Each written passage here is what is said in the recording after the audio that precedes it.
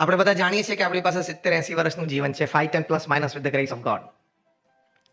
અમેરિકામાં પ્રોફેસર મોરોવિટ્સે એક બહુ સારું સંશોધન કર્યું અને એ સંશોધનના અંતે એમણે એવી વાત કરી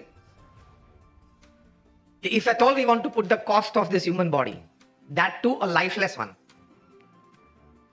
જીવ વગરનું મનુષ્ય શરીર, તેમણે કહ્યું કે ઇટ ઇઝ $5 trillion. $5 trillion નો હ્યુમન બોડી છે, પણ લાઈફલેસ. હા, તમે મોઢામાં આઈસ્ક્રીમ મૂકો તો કંઈ એને મજા ના આવે, અને તમે પંપાડો તો એ સ્માઇલ ના આપે, અને ઓફકોર્સ પછી લાફો મારો તો ખીજાય તો નહીં જ.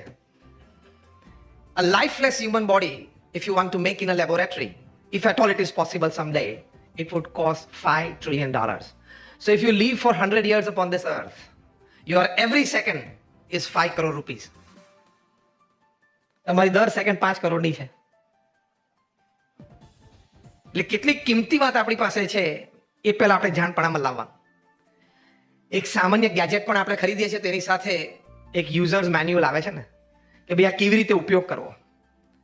આઈફોન હાથમાં હોય, ફળિયામાં બેઠા હોઈએ અને કૂતરું અંદર ઘૂસી જાય તો આઈફોન કહીને પથરાની જેમ છૂટો ના મરાય. એટલે યુઝર્સ મેન્યુઅલ આવે કોઈ પણ ગેજેટ સાથે. તો આટલી મોટી કોસ્ટલી ગેજેટ લઈને આપણે ફરીએ છીએ, ધ હ્યુમન બોડી, એનું કંઈ યુઝર્સ મેન્યુઅલ હોય કે ના હોય?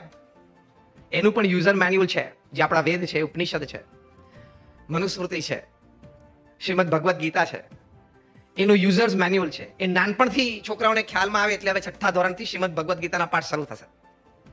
ગવર્મેન્ટ ઓફ ગુજરાતે ડિસિઝન લીધું, અને એ પહેલા IIM અમદાવાદે તો already management from Shrimad Bhagavad Gita એ કોર્सेस ચાલુ કર્યા. એટલે આ યુઝર્સ મેન્યુઅલ છે. એને કોઈ રિલિજિયસ ટેક્સ્ટ તરીકે તમારે નહીં જોવાની. It is a users manual.